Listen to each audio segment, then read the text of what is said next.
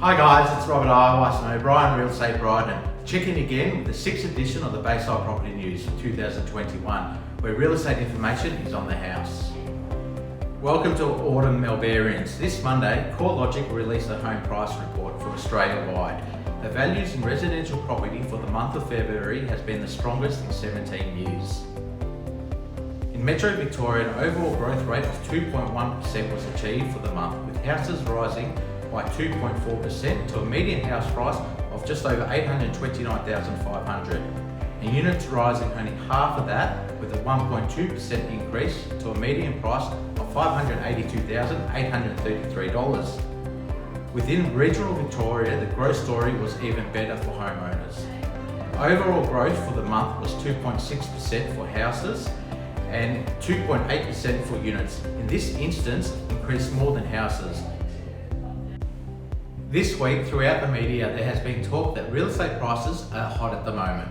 However, keep in mind, Metro Melbourne prices are still 1.3% off the peak from 12 months ago. The reality of the situation, interest rates drives real estate prices. Here is a graph that shows property price growth in direct correlation with interest rate changes over the 20-year period. Every movement up or down correlates with the price change. So with borrowing costs at rock bottom and government stimulus encouraging record finance approvals, we'll see growth continue for some time.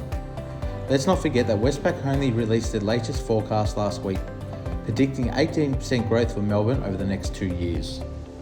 Also, here on another graph below, this graph shows something the market hasn't seen for some time, which is the same strong activity across all three main buyer types.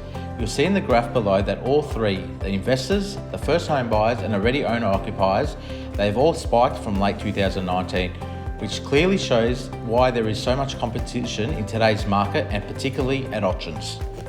Here are the new edits making the headlines this week. ANZ reported job advertisements rose by 7.2% in February, presenting a 28-month high of 174,000 jobs available. Job ads are now up to 13.4% from a year ago.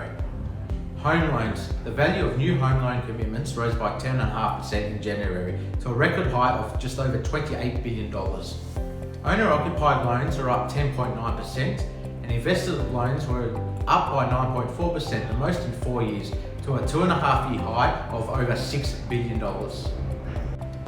Afterpay reported its half-year results. This week, an 89% increase in its revenue, however, reported a half-year loss of $79.2 million.